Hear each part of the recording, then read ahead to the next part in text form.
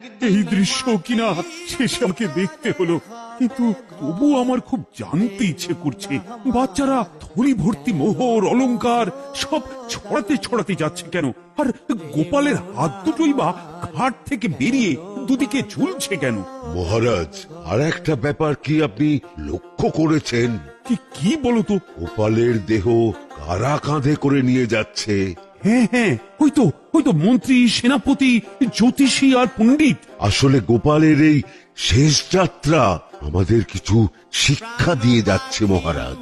এই যে দেখুন, যারা গোপালকে সহ্য করতে পারত না, এখন তাদেরই কাঁধে গোপাল যাচ্ছে।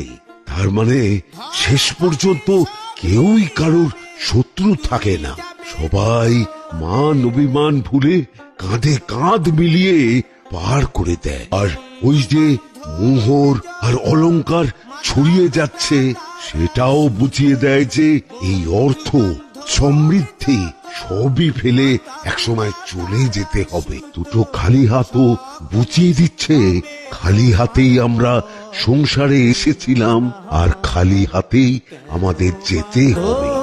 দালান ঘর